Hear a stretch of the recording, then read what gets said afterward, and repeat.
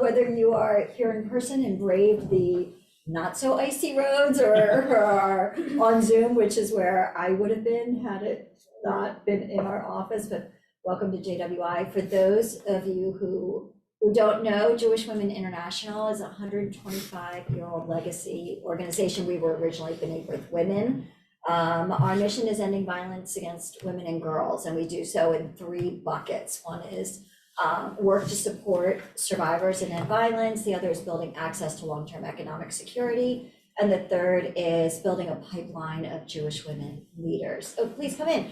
As you can see, for those in the room, on the wall are pictures of the children's home in Abu Ghosh. This was established by BBW many years ago, exists today. JWI also has one of our young women's impact networks in Tel Aviv, and we'll be hosting a conference this March. And Gabby, who is on the line, is a leader in our network in Boston. So we have 10 phenomenal networks of young women throughout the country.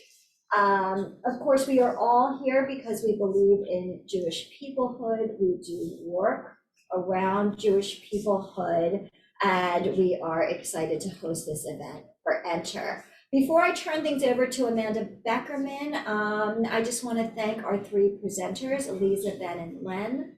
Your work is our work, and each of you is pursuing innovative efforts that empower Jewish women and girls, young people, all of us, and that means stronger families and communities. So with that, why don't I turn things over to Amanda?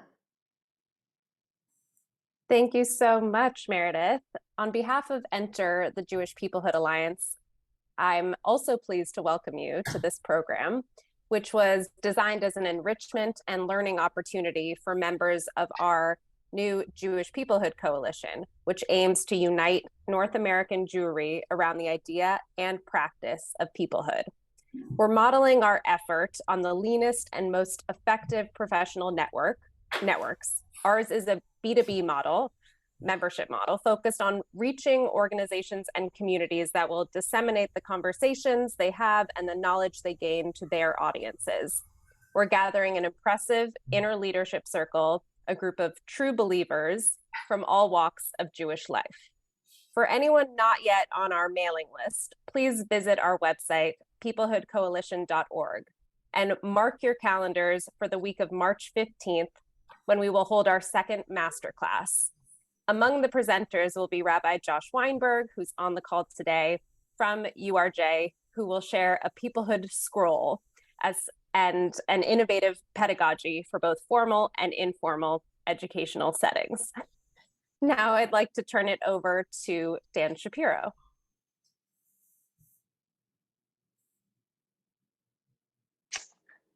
Thank you, Amanda. And it really is great to join this master class in Jewish peoplehood. It's a subject I'm passionate about. I think probably everybody who is here virtually or in person is passionate about.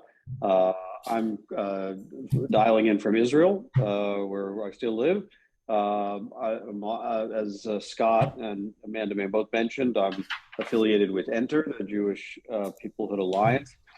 And it's currently where I put my efforts toward trying to strengthen the bonds of the Jewish people. And, you know, peoplehood is a term we throw around a lot, but I think it probably bears pointing out that it's precisely when we hit rough patches, when we hit times of tension and strife, and some might say we're in the midst of such a moment now, that peoplehood and returning to that notion that there's something that binds us is an actual stabilizing factor in our lives as individuals and our lives as a Jewish people. I had a really great honor about 4 years ago, before the pandemic, when the AJ American Jewish Committee did their global summit in Jerusalem, to speak to the gathered attendees in the Davidson Center, right outside in the old city, outside the Har Bayit, right adjacent to the Kotel.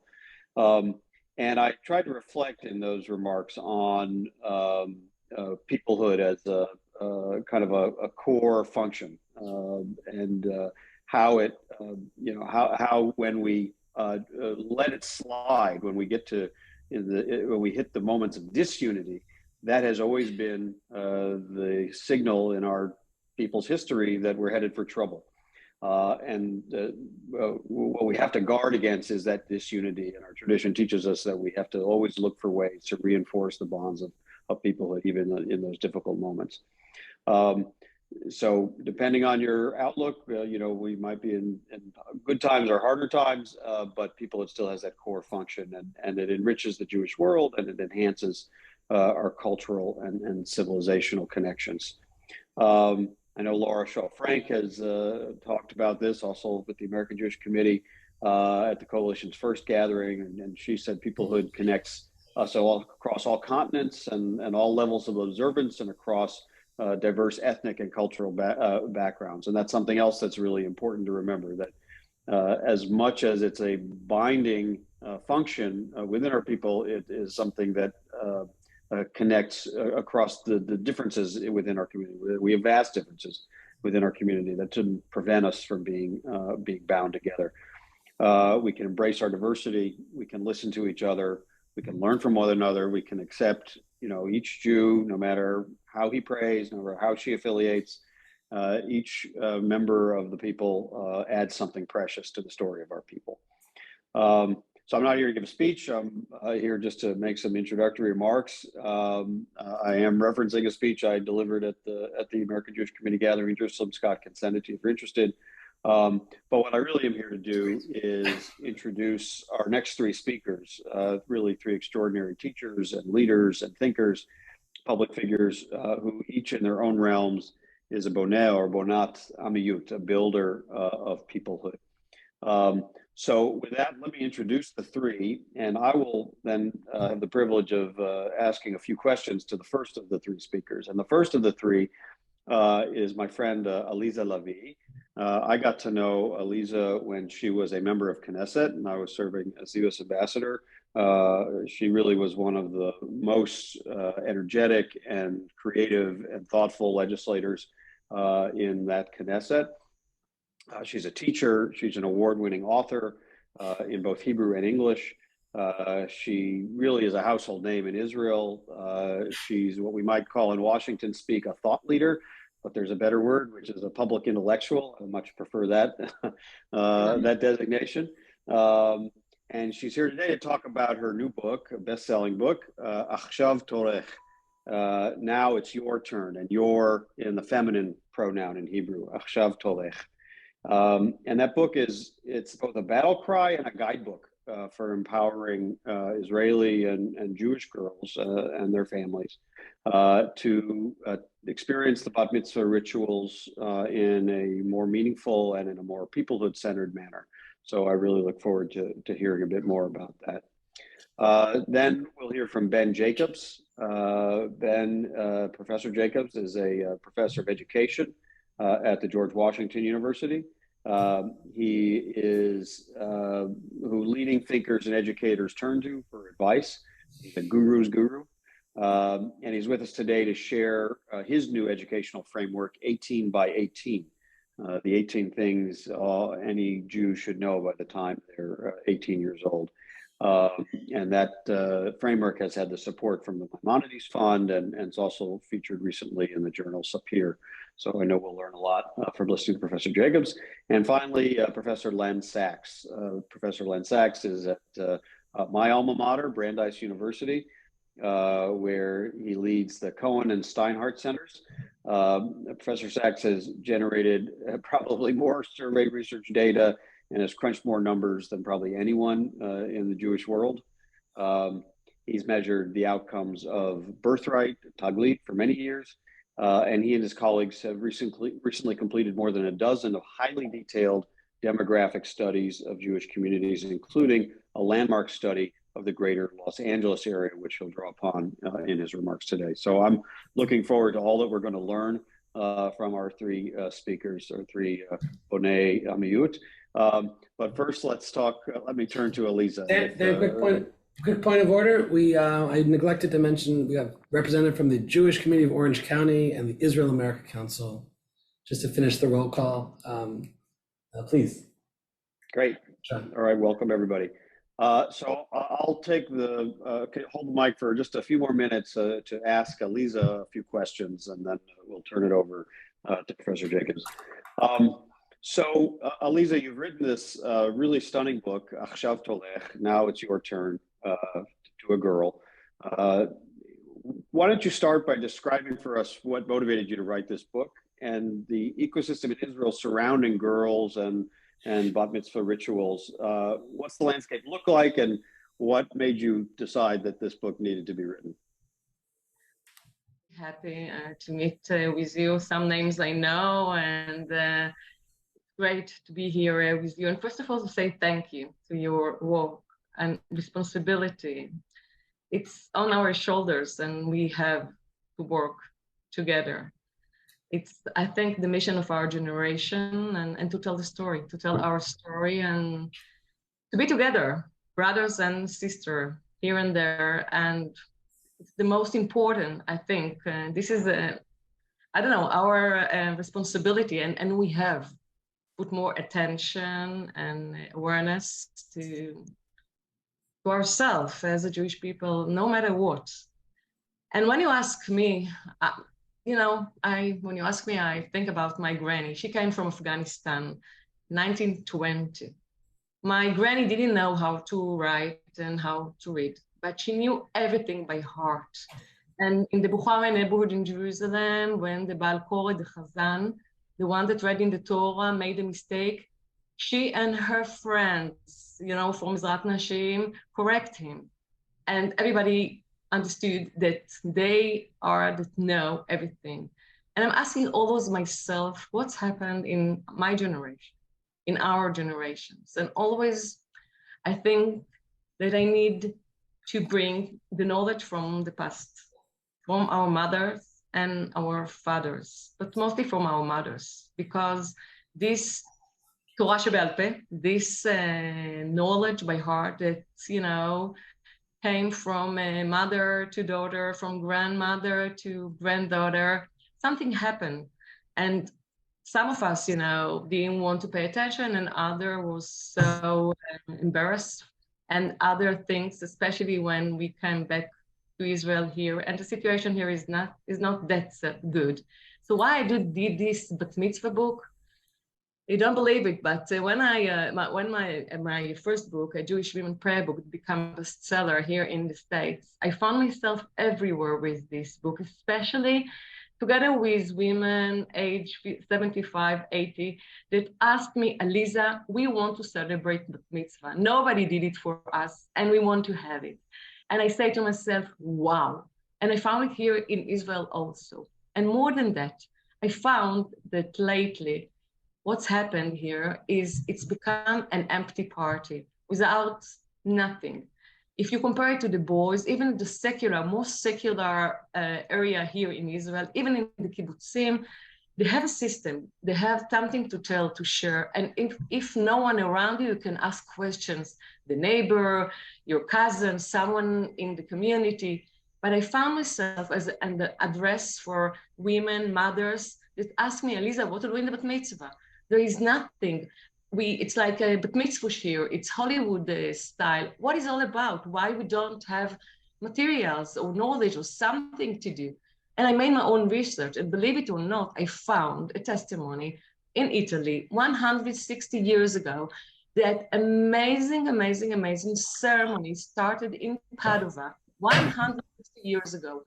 Girls came together to Ezrat HaGvarim, to the men area, and the Aron Torah, the Torah was open together 160 years ago. And they have a ceremony, amazing ceremony, together with prayers in Hebrew, and they read the Dvorah, the prophet, her song. And I asked myself, how come? Why nobody told me about it? And when I went to the Italian professor and spiritual leaders in our days, and I asked them about this. So they told me that when they came to Israel, nobody allowed them to continue this amazing, amazing, amazing ceremony.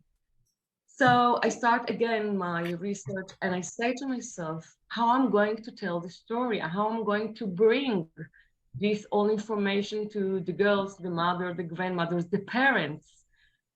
So I thought a lot about, to bring, because I found that in these our days, we have to be very, very, very sensitive to tell story and to think about a lot of things. So I chose role models from the old history, new history, and via them, I try to tell their story, but women that did something for, the Jewish peoplehood and Israeli society, that became a leader. They didn't want to be a leader, but suddenly they found themselves taking responsibility, like Henrietta Sold, like Emma Lazarus. Why her song on the Status of Liberty? Who knows her?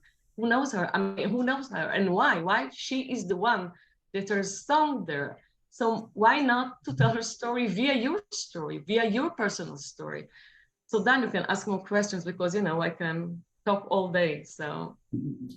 Well, we're fascinated, and we could listen all day, and unfortunately our time is fairly limited. I'll ask one more question, and then make sure we leave a few minutes for any audience questions before we move on to the next speakers. I mean, I as a father of 3 daughters, each of whom became bat mitzvah while we lived in Israel, and it often was the cause of a lot of questions from Israelis. What are you doing? It's more than a party. Yes, well, at our Masarti shul, they read the entire parsha and they led the entire service, and it was a very different kind of experience. What you're describing speaks to me both in terms of the atmosphere that preceded you writing the book and what you felt was important to include in the book. So the question then is, how has it been received in Israel? What are people, especially girls and mothers and of course fathers and others, saying to you about what they're experiencing as they read that book and take on its lessons?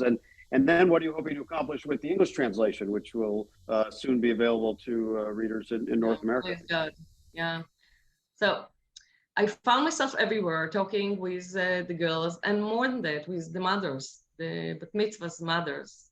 And I found, in Israel, you can ask, how did you celebrate your bat mitzvah? And then you become recognized with the process and understanding where she came from and the roots. And if you compare it to the bar mitzvah, and, many questions become. And so I find myself everywhere with the book and conversation and sitting and trying to give stories and from my experience, and thank God it goes very, very well. And more than that, it brings back names that nobody heard about. And I'm telling you, it's our time. His history is his story, and it's her story. Because how come that nobody familiar, for example, with Emma Lazarus, and especially here in Israel? And even Golda Meir, that Golda Meir, there is no place on her name. How come? I found one forest in the desert, and I went to this forest in the desert, and nothing on her name. Okay, it's written Golda Meir Park, but that's it. So I went to Keren Kayemet, and I spoke with the chairman, and I asked him, how come? You have to change it. You have to put more information. Who was Golda Meir? And what did she do? And how come that she came from Milwaukee and came to Israel? And more than that, I spoke with Galila Ron-Feder. Galila Ron-Feder, she's the most popular writer in Israel for youth and adults. And ask her, Galila, give me the secret or the tip how to write. And she recommended me, Aliza, start with the age of 12. So I find information about Donna Grazia. What did she do? So for example, Donna Grazia recognized that she is a Jew only in 12. She was 12, she grew up as, and we were talking about during the Inquisition time. Emma Lazarus, since what's happened and how come and who is she? And more Chana Senish, and even famous name, but nobody understood and know about them. And via that, via that, and tell the girls, first of all, you can be whatever you like. You know that Golda Meir, for example, said, if I was ugly, I wasn't become bat mitzvah. I wasn't become a prime minister, sorry, bat mitzvah, prime minister. So sentence Ladix in the book, what it means to the girl, you know? And I believe in role model, and more than that, Virginia Woolf said that as women, we seek inspiration in our great mothers. So I'm taking this inspiration and tell the girls and the parents and the boys also, you can be whatever you want. Believe me, see these women. And even, and we mentioned Henrietta Sod, you know, Hadassah, and how come that she came as a woman that her friend left her and suddenly became the first lady in the Zionism. So who know her? Everybody thinks that Henrietta Sod, she tata, but she's this amazing woman, and we need to bring role model like her. And I think this junction of bat mitzvah, this is the last station of responsibility of parents. So bring back and take it for your future. About the English version, it's a long process because I change and I add, and I a lot of work to find the right names and to think about girls and mothers and grandmothers in the States. And it's really a long process. Thank God we finished it.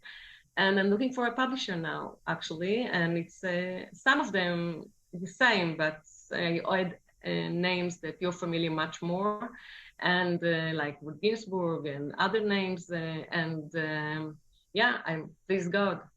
Well, we can't wait to get our copy and share it with our three daughters. And thank you for that gift, what you've shared with us now and the book overall. Look forward to reading it and learning more about it. Scott, I'll turn it over to you for whatever time is left for audience questions and then to move forward. Thank you. So Aliza, assuming you can hear me, Ben and I have a short essay that we never finished or published, but it's around the theme of the pandemic and B'nai Mitzvah ritual. Your book came out during the pandemic. You've been promoting it in incredible ways despite this crazy situation. The B'nai Mitzvah rite, which is I know from Brandeis data, it's the most widely observed Jewish family rite. It's an incredibly important threshold or gateway to Jewish identity. During the pandemic, you've had these incredible steps forward. Accessibility for those who will use Zoom and electronics on Shabbat. You've had wide attendance. You've had remote learning in terms of preparing. My own son had a teacher in Israel, and there's been some other thresholds that have broken. Some of the parties, as you described, the social side, which is not absent in North America, certainly not absent in North America, was muted. Do you think that this rallying cry for girls and for families that you're making through the book and soon through the English version, are there aspects that we saw unfold during the pandemic that you think you can capture and can add to this revolution you're trying to forge in Israel? Hope you don't mind. We did talk about it once. We never finished. We never published it. But around the table, for those who can't feel it, I'm sure online people are nodding because the B'nai Mitzvah it didn't pause like birthright trips and trips to Israel and a lot of other Jewish rituals, summer camps. I mean, my God, a total pause. B'nai Mitzvah mostly went forward. They were delayed, but they were transformed in dramatic ways. And it's really a moment of truth, at least here in North America, how much we're going to capture and continue from that. I don't know if anyone at the table want to ask something, then I'll go to Eli. Len? Well, if I can add to that, it did change here at B'nai Mitzvah. And my question is there something about standing up in front of a congregation, your community, which is different than being on a Zoom call, that was lost during that period? And what's going to happen to that generation of B'nai Mitzvah? But I have a question, Lisa, which is, feel free not to answer it. It's a more political question, and it has to do with what happened here. To Brit, women, partly in response to the Supreme Court decision, and I believe the excesses of the right wing, came out in force during the recent election and have changed the outcome. The outcome in many states was very close, and the overwhelming women's vote made a difference. Is there something like that happening or developing Ba'aretz? And what is, given how the role of women may be affected by new decisions, any idea of how women will be mobilized, or whether they will be? And if you don't mind, we'll squeeze in a third, Eli Saltzman. In which field? In the arena, work arena? I mean, it will take me time to explain, but I think that if you think, I think in Israel, it's a revolution. If we are talking about understanding and study all the Torah and taking it as a tool, you know, if you want to do something, first of all, you have to learn, to study. And in here, what's happened with women, they're taking, care and studying, and you can find here a lot of women that running communities and also in the Orthodox community. So I'm very pleased. I see the revolution here, and don't read only the headlines in the news, because this time, I mean, since the election is not right time to understand what is going on. We have a problematic time, I'm telling you, and we have to take care, but we achieve a lot. I'm from the group that started Kolech, Your Voice, like Jofa in the state. I'm Orthodox, and I took all my knowledge as a leader in the area of the society, as activist, and in the Israeli parliament. And I did a lot. Legislations that help women in Israel and also out of Israel. For example, one of my legislation give all the women in the Jewish world the permission to get the help for the Israeli rabbinical court help. It's amazing legislation that will help a lot of Jewish women that nobody helped them. So one hand, there is a lot of work to do, but thank God we are in a position that we can do it as educated women, strong women, and know how to work together, even though that part of us belong to the left side or other are to the right side, but we know how to work together, thank God.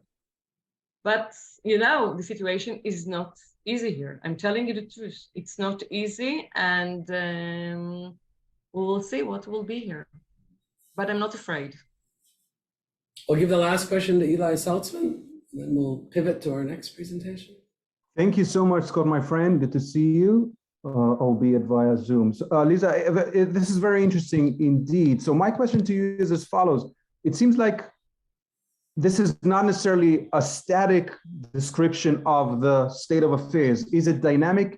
Are things changing in Israel with regards to the role of women, females, young women who are 12 and beyond? And is there a variation across different religious communities, Reforms, Orthodox, ultra-Orthodox, modern Orthodox, and so on and so forth? And last but not least, given the fact that it's a combination now, this masterclass is about Jewish peoplehood, what can American Jews do to help to facilitate the processes or the outcomes that you're expecting? If I could be so chutzpah, not a chutzpan, but I'll use a little chutzpah. Aliza, we're going to pivot to the next speaker. If you could focus on the last part of Eli's question. We've got people all over this room and on the Zoom. To repeat what Eli said, what could diaspora communities, in particular North American Jewry, what kinds of contributions and assistance can they provide to help move this revolution you're trying to forge in Israel?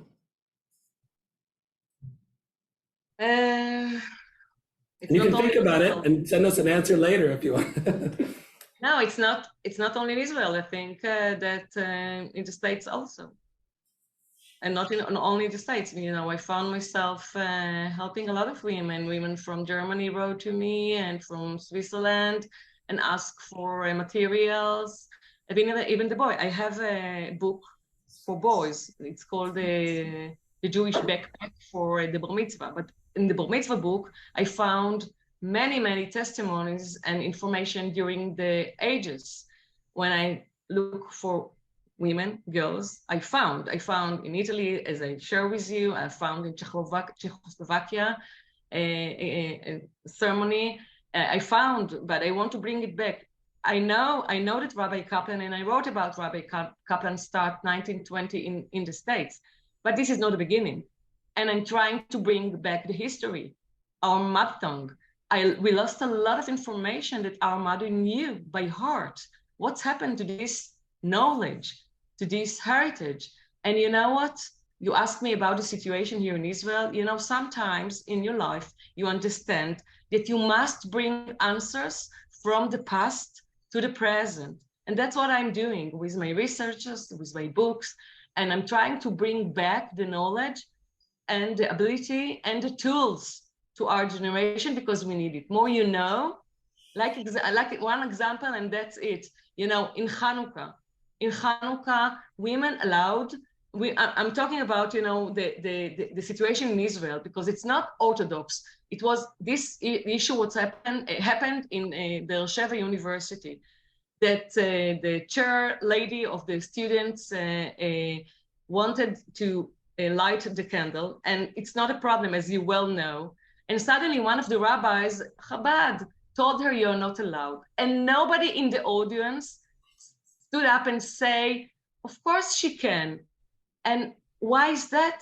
Because of ignorance. And I'm trying to bring back the knowledge, the ability, and more than that, the understanding that Judaism belongs to everyone. So we have to know, that's it. Thanks. I'll be so bold as to suggest, though we talked about it, I think the first time we met when Noga Kochavi introduced us, Aliza, maybe. The amazing Noga. The amazing Noga, our partner in Israel, another Bonei Amiut. She and you and I, we met, and I reflected on, I just don't know the statistics, and I'm pulsing some of those around me. A girl's participation in bat mitzvah ritual today, not 20 or 50 years ago, but today in North America is very high. Maybe 50-50. We don't have data around the table, but in some communities, I would say it's even more than 50%. And to answer Eli's question, maybe and it's something I told you when we first met, it's a very profound example, I think, that the Jewish communities here are setting for Jewish communities all over the world, including in Israel. There's very high rates of participation. And I think it's the last station of parents, you know, in the mitzvah bar mitzvah is, okay, and enough. This is the gate of enough. I know in some congregation, this is the last year that the parents pay for the congregation or the synagogue. So instead of being the guide, I think that we should open much more doors and tell the story. This is our mission. Thank you. Are you ready to? I'm ready. Some people in this room may get up and move around. We have a catered lunch, which did not get canceled because of the rain and the ice and the whatever. So if people get up, that's what they're doing. I owe everybody on Zoom lunch. I owe you, Aliza, a lot more than lunch. Yeah. So I'm a little bit upset about the presentation because some pictures so strong, as you well saw it. And if you don't, yeah, I apologize. I botched that. If you don't mind, if I can share, you can look at it again or change it. But can I share with everyone in this group the presentation? Do you mind? Put some. Yeah. Okay. Can I share with everyone after? Yeah. Yeah. I'll do that. Sorry about the technical side. Yeah. I understand. No problem. That was wonderful.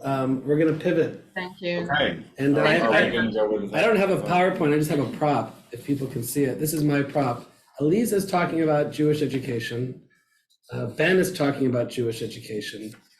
What Aliza is trying to do and what Ben is trying to do is so much more sophisticated. I was going through the papers of a family member who passed away, and I found Habibi and Yao. Anyone know Habibi and Yao?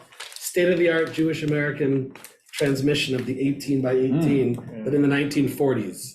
I'm sorry those who are not here can't see it, but I'll pass it around after Ben speaks. Great. You'll see you've gone with like leaps and bounds. Yeah, beyond maybe Habibi not. and Yao. It depends on who you ask. Please. What I want to do is actually, I'm going to talk about this framework, the 18 by 18 framework, 18 Jewish things a young American Jew should know, care about, and be able to do by the age of 18, which I developed with the great consultation of Dr. Barry Chazan, who is a longtime friend, mentor, and colleague, as well as a lot of crowdsourcing in the Jewish education world, which I'm going to refer to in this brief presentation. But I'm going to pick up on a theme that Aliza introduced us to, which is engaging the Jewish role models, because that's one of the 18. And also maybe anticipate something Len will talk about, though you'll probably correct all of my assumptions, Len, with your most recent research. But I want to start with, so we'll start on slide number 2, with a quotation. Okay, just keep it like that. The quotation says, Judaism is a problem for those, does everyone see that on their screen, I guess? Judaism is a problem for those who have to teach it. Parents who wish to inculcate their children habits and appreciations which are part of Jewish life can no longer do so as a matter of course, but have to argue about it with their children. Never did the rising generation so question Judaism's value and resent its intrusion into their lives. And usually when I start with this as a premise, with educators, I see a lot of nodding around the room. I'm nodding. This is quite resonant for a lot of people's experience. If you'll just hit the. I'm going to forward the presentation to Melissa, 2 minutes, and then she's going to manage the Okay, display. so because they can't see the display. Just keep That's going. fine. I just want to say, because I'll just keep on moving, but I just want to say that quotation, while it seems very pertinent and relevant to today, that is actually, for those of you that don't know, there might be, does anyone know what that is from? No. That's the opening line of Judaism as a Civilization, Mordecai Kaplan's book from 1933.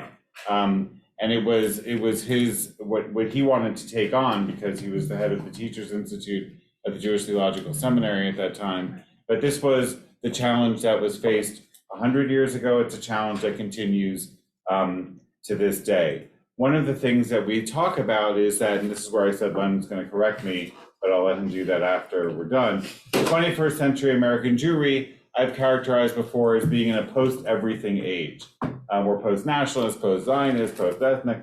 Among American Jewish Gen Nexters, or what we can call next door, being Jewish is great, but only a part of a larger constellation of identities. The way in which one identifies Jewishly are complex, conditional, and increasingly individualistic. We have declining rates of membership in Jewish organizations, persistent rates of intermarriage, declining rates of Jewish geographic concentration, declining rates of voluntarism to specifically Jewish causes, declining degrees of emotional attachment to Israel, growing fear that anti-Semitism is on the rise. So all seems sort of discouraging. Are we up on the slides now? Yeah. Or, so let's forward. I don't know where's she. I don't know who's looking at what. Okay, next one. Thank you. So One more, Melissa? so right. So American Jewry is in a critical condition. The young find old beliefs and practices incompatible with the present zeitgeist and are rapidly deserting the ranks. Disintegration follows only too often when those who abandon the Judaism of their parents substitute nothing in its place. Unless the curriculum is in harmony with the present zeitgeist and with the conditions of contemporary American life, the school will fail to appeal to today's youth. So once again, not surprisingly, this is also a century old. This is Emmanuel Gamron, Changing Conceptions of Jewish Education. Again, persistent problems in the field of Jewish education. So one of the questions that we want to try and address is, well, what do we do about these persistent problems now? Next slide. The late, great Jonathan Wutcher said, how can we help Jews find in their Jewishness resources that will help them live more meaningful, purposeful, and fulfilling human lives? It asks not how to stay Jewish, but how to be Jewish, how to make our Jewishness something of value, something that Jews will not only acknowledge, but actively embrace as one among their many salient identities, perhaps even as the core. this was his center point in reinventing Jewish education for the 21st century, which we took as a launch point to this project in developing this framework. On the next slide, these main questions drove our work. What are the aims of Jewish education? What is the unique value proposition of Jewish education today, which sounds so market-oriented, right? What's the unique value proposition? And yet, when we're in an open marketplace where Jewish education competes for other things, these are some of the questions that we're asking. What initiates Jewish youth on a Jewish educational journey nowadays, and what can keep them on that journey? What are today's Jews willing to do in order to make Jewish education part of, rather than apart from, their lives? What is the place of Jewish education in the American context? How do we foster Jewish life in an open society? And how can education serve this purpose? And finally, how can we help Jews be Jewish, as Butcher said? What is the ideal vision of the educated American Jew? What does a good citizen of the American Jewish community look like? And I'm using that terminology purposely because if we're on the, I don't know what slide, or next slide, Melissa, or wherever, on Paideia, we took as our starting point the notion of a Paideia. A Paideia is, as it's defined here, socialization of the individual in such a way to produce a thoughtful, enlightened, broad, mature outlook in harmony with the highest ideals of a community's civilization and culture, initiation into an intellectual and imaginative, moral and emotional cultural inheritance, and development of a well-rounded member of society.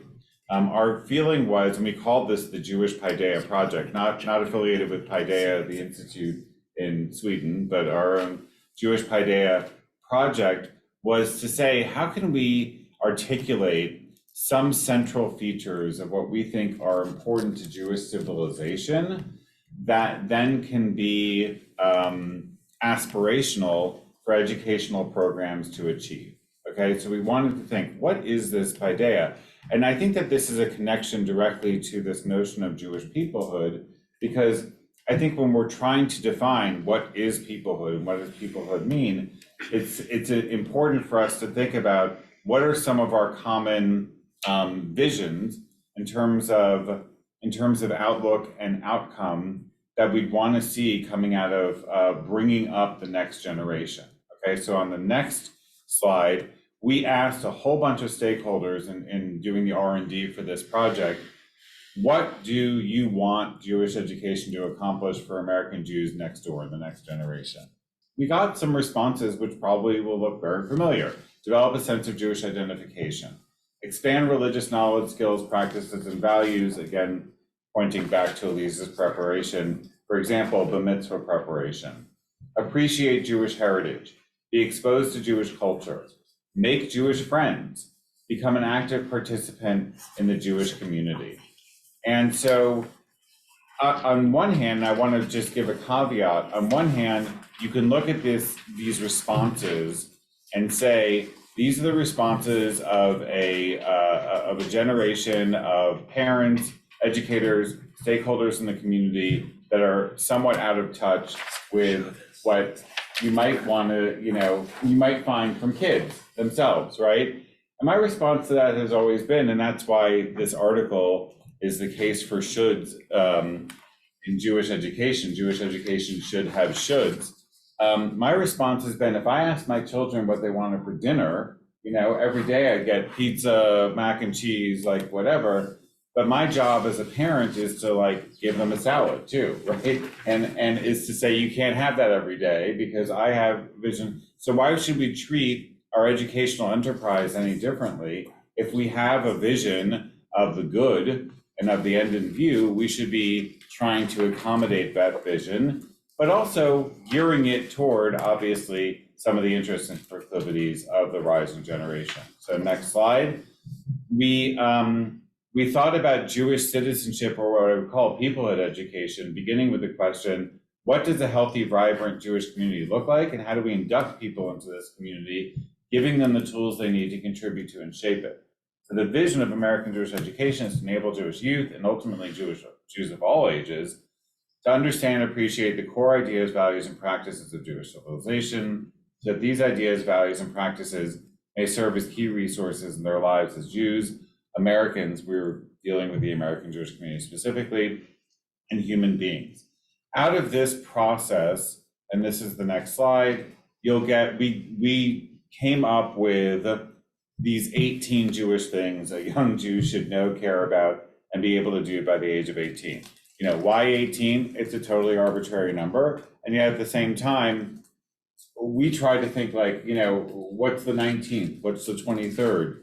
Or maybe there are only 14, but then when we, you know, thought about 14, it wasn't enough, you know, et cetera, et cetera. So we actually ended up in this zone anyway. And of course, with its meaningful, gematria of 18 and Chai, we thought it was a nice round number to work with. And the by 18 was by the age of 18.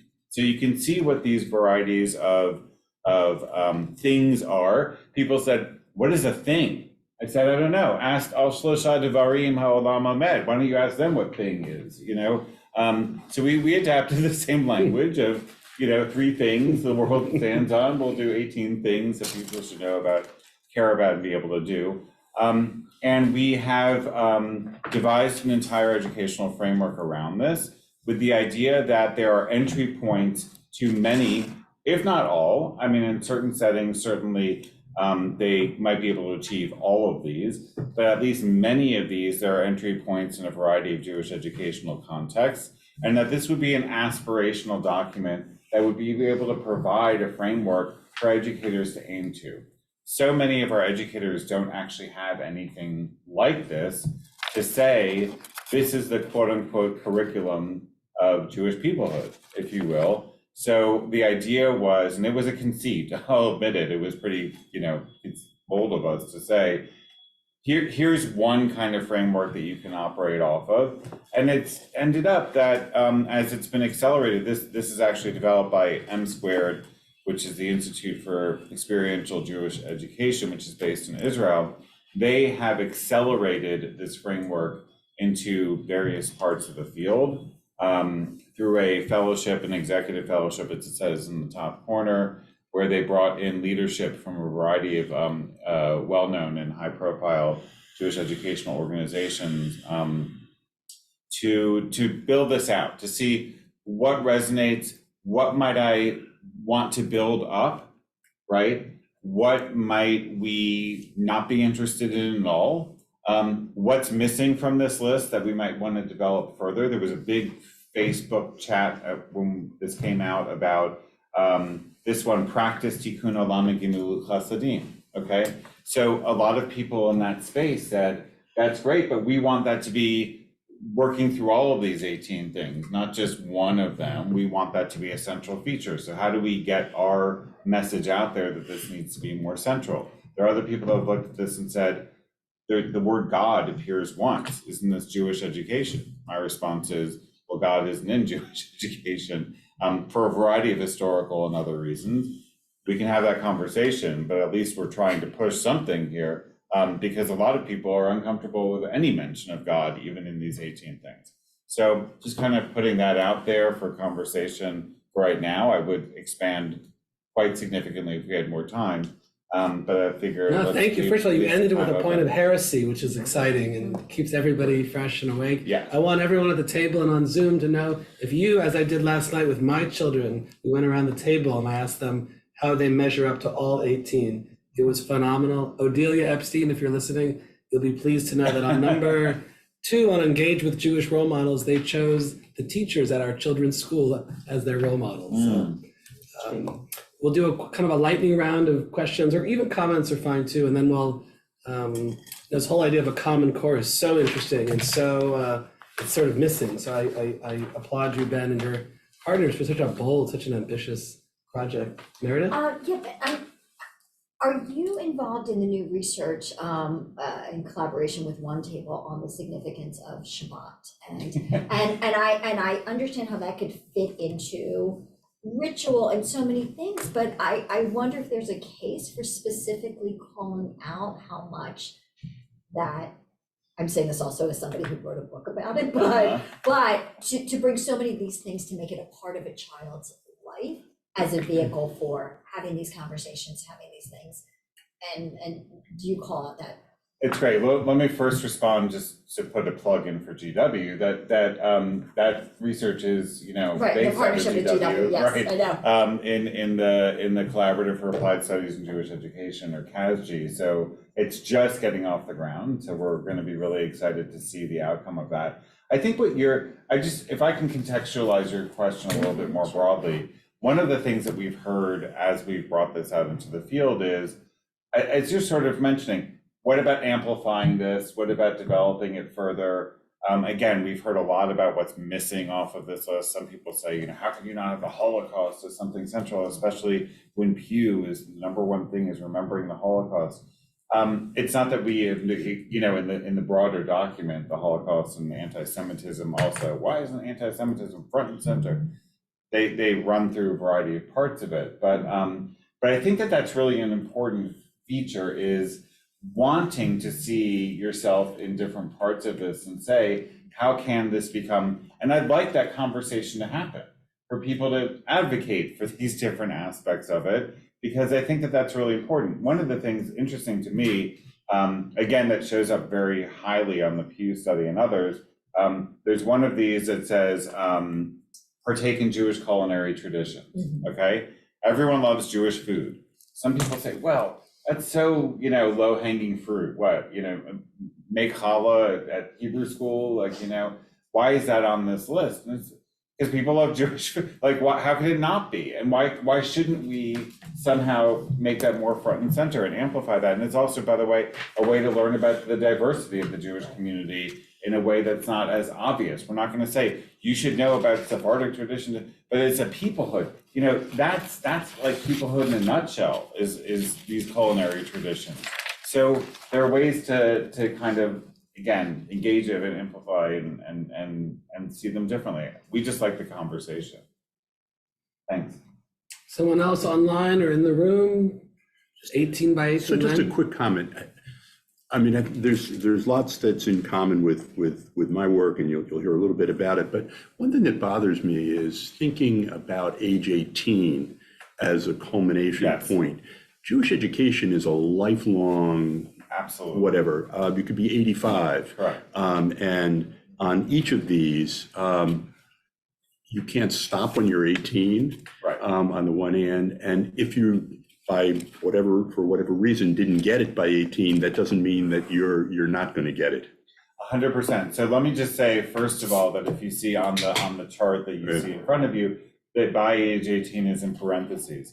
That was because shortly after we had finished, our mandate was to do something for that age group, because the idea was, from the sponsoring, and there were 3 major foundations that sponsored the project initially. The idea was, we put so many resources into young adults, but what do we,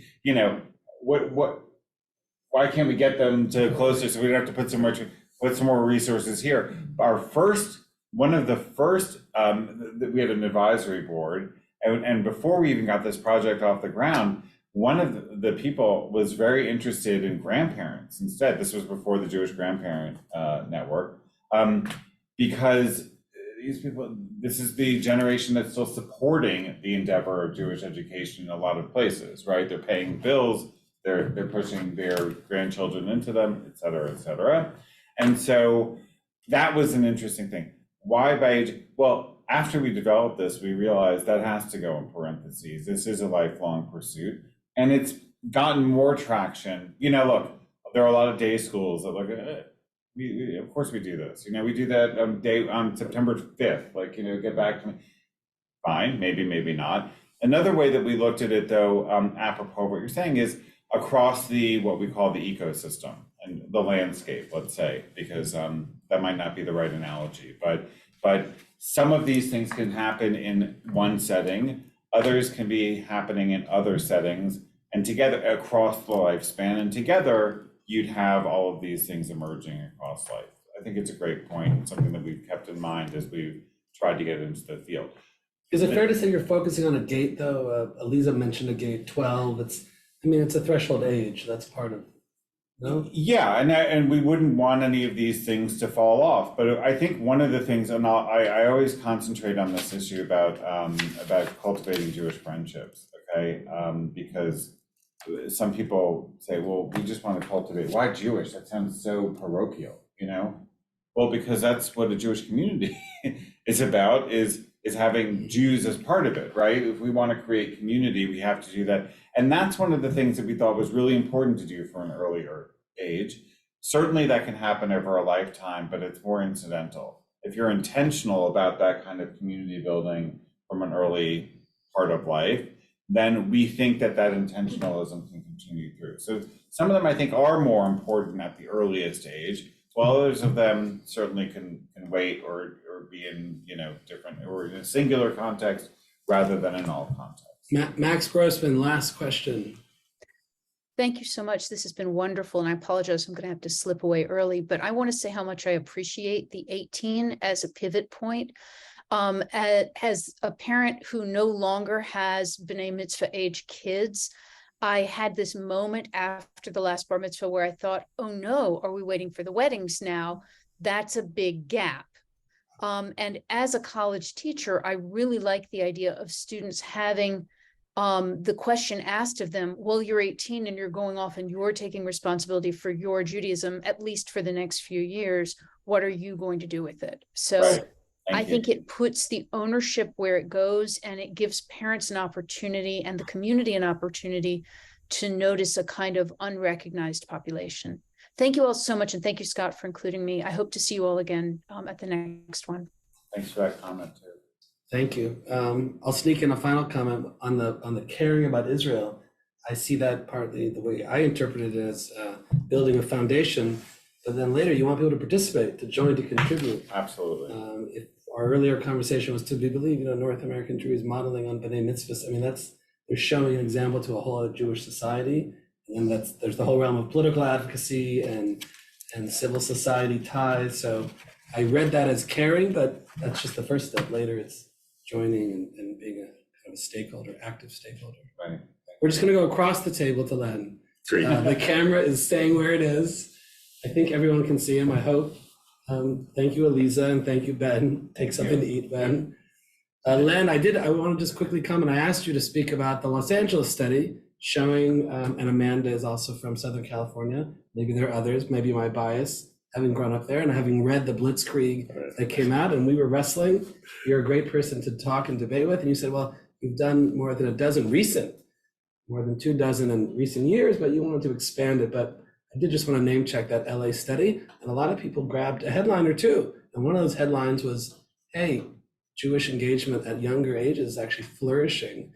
And I know, because we rehearsed a little bit, one of the things you're going to tell us here is that peoplehood-centered frameworks, and you'll say more about that, but that they're wildly successful in this gigantic. Well, don't start everything Yeah, I'm going to say. You know, the great quest of North American Jewry engagement and belonging and opting in. So please, Len. So I'm going to do, this is going to be 30,000-foot view, and I'm going to start actually with a bit of a recent book that came out. This is my little display. Letty Pogrovin is a good friend of mine, and this is her book, Shanda. It's a great read.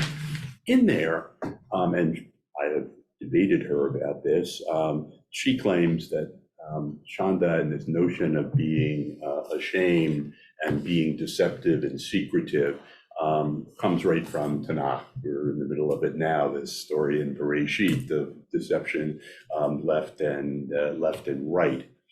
And I say, no, Letty, that's not the issue. The issue is that as Jews, we feel a connection to one another, past, present, future. And the reason that we shep naches when a Jew gets a Nobel Prize, the reason we want to hide under the table when a Jew is accused of a crime is that we feel responsible for one another. And for me, in my Ikarim, my principles of Judaism, this is central. This is that Amiyut is the central piece of being Jewish. And to invoke Kaplan, yes, belief is there, behaving is there, but this belonging and this connection. And it's particularly important. Let me just say a couple words and then we'll come back to the question. It's particularly important because in America, we think of Judaism as a religion, or that's what it's officially defined as. But we're not really just a religion. We are a people. We are a culture. We are a set of values. And the reason that that's important, and in some ways, maybe this is a little bit rubbing against the notion that you need to know a certain number of things, that you're a Jew if you feel connected, if you have certain lineage, regardless of how much you know, regardless of how much you don't know, regardless of how much you actually engage. I think Kaplan's view, the notion of a civilization, is correct. It doesn't fit with the paradigm here. And it's created a lot of problems.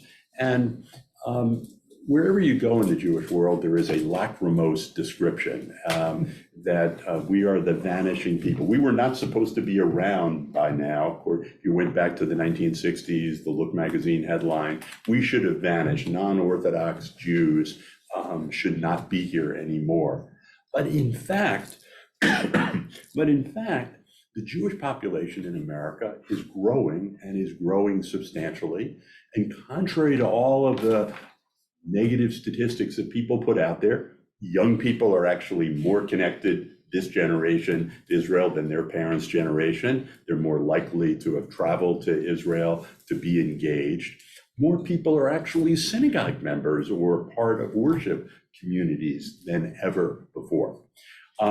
So there's a different narrative out there, and I think the narrative has to be framed about and around peoplehood, because peoplehood, our connection to one another, again, no matter how much you know, you don't know, how much religiously you practice, you don't practice, is really important.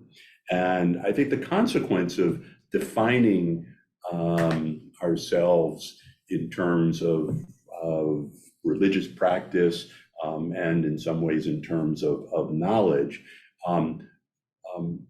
pushes us away from seeing ourselves as a people, and pushes us away from seeing ourselves, seeing Jewish life as something that people want to be part of. So I'm an empirical scientist, social psychologist by birth or by training. And so I don't only have ideas, but I have data. So I want to show you just a couple of quick pictures. Mr. Monkey, or Amanda. Melissa, who you met. Melissa, could you just go to the next slide? So I'm going to show you two things. One is about Birthright Israel, which I've been studying. I started working with Barry Chazan 22 years ago, and we've done over 2 decades now of research on Birthright. This is one little piece of it, and one of the things that we did is we used some fancy statistics to group people by their backgrounds. It's a little bit hard to read even for me here, but basically what you see here is that statistically the backgrounds of people fall into 5 clusters. One of them is a Jewish religious cluster, where people come from a background of participating in religious services on a regular basis. Most of them have gone to day school, etc. That's less than 20% of the people who apply to Birthright. There's another group that we call the Jewish engaged, but they're not Jewishly engaged in the way that Orthodox Judaism defines it. They go in and out of engagement. They do have some education. They wouldn't get an 800 on their 18 by 18 SAT score. And that's the largest group. It's over 40% of the people who apply. There's another group who they do Jewish, they participate in holidays, but they're not necessarily Jewishly educated. There are 2 other groups that compose about 20%. And these are people who grew up in homes with Christianity. The group all the way over on the right is about 13% of the applicants, and this is from a study of 15,000 of them recently. The people on the right, many of them were actually baptized, had Christian formal education. And one of the things that we wanted to see, because this notion that it's all over by age 18, that, or some people go back to Freud, it's all over, how you were born, how you were raised, what happened by toilet training. And we wanted to see whether these things could change. So if you go to the next slide. So this is the impact of the program for each of these groups. So the religious group is the top. The darker the color, the more people in the top line of each is before they went on Birthright. The bottom line is 6 to 9 months later. We also have data on some people 20 years later to see what happened, and it's the same pattern. What you see here, just compare the top pair with the bottom pair. What you see is that the top people, they even the ones who start off, this is connection. This is actually the measure of connection to Israel, a peoplehood kind of measure. They improve, if you will, and that's the darkest color, and the blue color are the group that are strongly or highly connected. But look at what happens to the bottom two groups, the bottom pairs, what we call the delta. The change is even greater in those groups. So you're taking people. Just say that one more time. I'm not sure everyone got it. It's the post, it's the last line, and the surge of the dark blue. So in each pair, the bottom line is the post, and the top line of each pair is the pre. And we have all sorts of controls using people who didn't go on the program, et cetera. That's called the difference of difference methods. And those are huge changes. And we now know from following people for not only 9 months, but 2 years, 3 years, 5 years, 10 years, 15 years, in one case, 18 years, one group, 18 years. We know that these changes persist over time. And the biggest changes, again, they're all significant, happen with the groups that had the most to change, if you will. Just to show you one other quick piece of data. Next slide, Melissa, please. This is just one of the measures of amiyut, of peoplehood, the sense of connection to feeling part of the worldwide Jewish community. Differences aren't quite as striking, but for a social scientist, for an educational researcher, these are striking differences in a relatively short period of time. Again, those bottom pairs are the groups that had the Christian upbringing. But by the way, look at the what we call the Hanukkah Passover group, the holiday group. They also change significantly. And it's important, the longer conversation about Taglit Birthright Israel is that Taglit Birthright Israel is about building peoplehood. Its critique is that it doesn't teach enough content, that in 10 days, what can you do? Anyway, that's the Birthright story. For me, this is, I'll call it, using another term, this is the proof text that you can change people, that you can educate people by providing peoplehood experiences. Let me just show you the data from LA real quickly, just one piece of it. So the next slide, please. So using the same statistical technique of clustering things, we're into behavior. We want to see how people actually behave. So we have 5 groups of behavior. This is sort of the opposite. The other behaviors we were looking at was how people were raised. This is how people are acting now. Adults, it was a large study, 4,000 people, randomly selected. And we had four clusters: holiday, organizational, ritual, and individual behaviors. And again, what we were doing is we were trying to see what's the pattern of behavior. So go to the next slide. So in this, we have the community is sort of lays out in 5 groups. Interestingly, the immerse group, which are the people who are the highly religious, they regularly go, et cetera. It's everyone at this meeting. I don't think so, but it's actually the same number as in the Birthright applicant group. There's one group, a little bit less than a quarter, who are minimally involved. If I were wanting to write the lachrymose story of Los Angeles, I would say these are the Jews in name only. But they do some Jewish things. There's a holiday group, there's a communal group. There are people who their way of exercising their Jewish identity is not to sit in shul, not to daven. They may not know any text, they may not know any Hebrew, but they sit at the Federation table, or they sit at the Israel Action table or the anti-Semitism table, and they are organizationally involved. And then there's a group who do ritual, but don't do it to the extent the immerse group does it.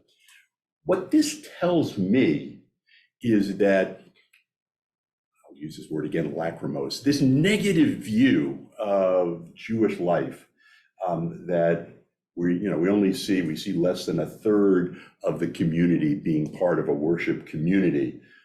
Oy vey, that means we're headed for extinction. It means the only Jews who remain are going to be the Orthodox Jews. And what we see in LA is not that in fact it's this diverse community. People have lots of different ways of being Jewish. In LA, they also come from lots of different backgrounds. What we hope is that the paths that they are on will somehow converge, that they will pass, that there are some issues that they will work on together, that they will see themselves as coming out together. And I just want to say, one of the, my final comment. Yeah. No, just on this slide and on LA, Birthright, which you presented before, didn't always exist. It's an intervention. So there's someone's pushing to drive metrics, and you presented very positive metrics. So it's nice to see this. It's a very optimistic snapshot of LA, but what did you discern that's happening in that ecosystem that's maybe creating? It can't just be fatalistic. One of the things that's driving this is the under 40 population in LA. They are extremely engaged. And in fact, a lot of the stereotype, one of the problems is having stereotypes about groups, whether it's groups by denomination, whether it's groups by intermarriage, non-intermarriage, or it's groups by age. I didn't bring that, that's a different presentation. But in fact, we're seeing tremendous, we call it within group variance, as well as between group variance.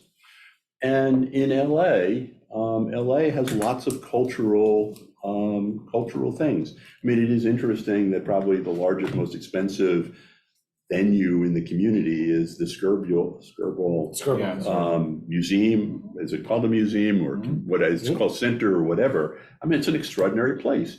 It's as you wouldn't find that in New York. You wouldn't find that in another place. And I wanted to end on this thing. I have all these three-word summaries of things. One of my favorite reports that we did years ago about Birthright, we called it Tourist Travelers and Citizens. That people come to Israel as tourists, meaning they're sort of behind the camera looking at, those, I'm thinking of an Amachai, Amachai poem, these funny other people, and so on.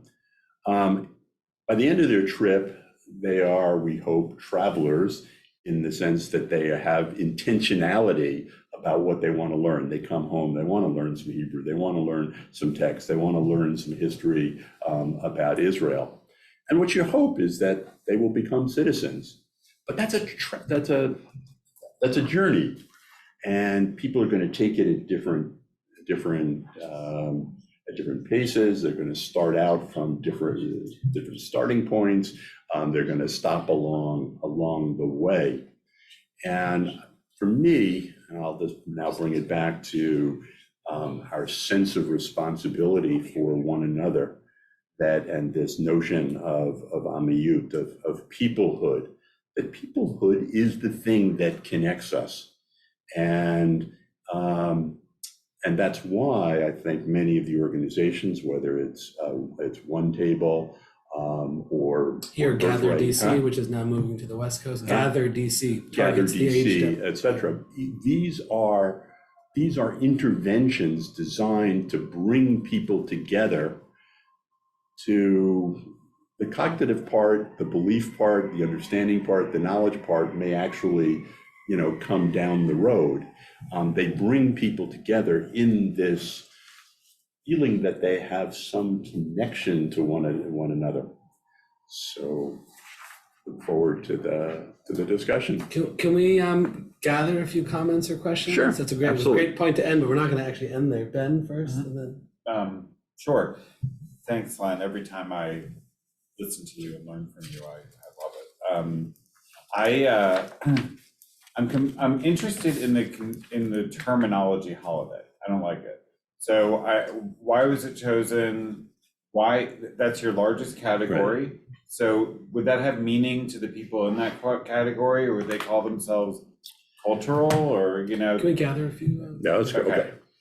Because I see holiday, and then I see high holidays under ritual, which I get. I get why you did that, but I don't like the term. I'm hoping also, I don't know if Roy wants to talk, but he works at the Israel American Council. I know you target the 20s and 30s a lot, the population, he said, that's driving, right there, your words, they're driving Jewish engagement, the under 40s. But while you think about it, in LA, you can ask a question or make a comment. Jen, she's off camera. She's gonna speak. You'll hear her, but not see her. No, it's okay. Oh God. Okay. Hi everyone. Oh God, I don't like to. Okay. Good to see everyone. So I have one question, one comment. The first question is just the way that you opened up by saying that we may feel shame because it's people that are so important to us. I guess the question is doesn't that also come because other people on the outside associate us as part of the Jewish community, so then other people are making that association to us? That's just the question. And then the comment is there's actually Torah that comes out of the Shalom Hartman Institute that actually would connect both of your presentations, which we call it Genesis versus Exodus Judaism, but there actually are two models of Judaism. The model of Judaism that's in Genesis is a peoplehood, the Judaism of belonging. We're all part of the same family. We're born into it, or we can marry into it, or later on choose to convert into it. But it's something that you are. Whereas in Exodus, it's all about like, here's how you become a kingdom of priests and a holy nation. There's all these things you have to do. So it's all about what actions do you have to take. So I wonder if the way maybe to do a bridge here is to say that there are at least two models of Judaism. Both are inherently important to us. We can make programs around either of them, but actually Judaism does contain from our original foundations an element of being Jewish and of becoming. Thanks. One more, Meredith, and then we'll let Len respond. So a couple, I think there's so many interesting things, like One Table, like PJ Library, like Birthright, like there's the BBYO that have influenced this new generation.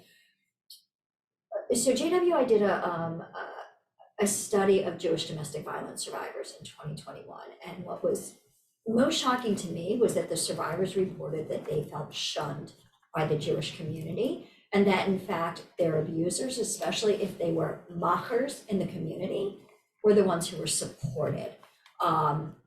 That's this idea, but he's so philanthropic. Right. He would never. Where are those moments, those points where we determine who we're elevating within our peoplehood, who we're pushing out? This could maybe apply perhaps to Jews of color, to like where are those points of tension within our community where we culturally determine who is part of the people and perhaps who is not. Great. Are there other comments on? Respond to those. We'll take a final one because we're short on time. Answer. Okay. So the labeling, Ben, of the construct is always hard, and we're trying here just to stay close to the data. So holiday, that's what they describe they do. They sit at a Pesach table with a family. That Seder is what they do. They may not know anything. They may be bored by it, whatever, but they do show up. I was actually thinking about that. Last week, I had a chance to see Leopoldstadt. Extraordinary play, extraordinary. And one of the most extraordinary scenes of an extraordinary play is the Seder of this family 120 years ago.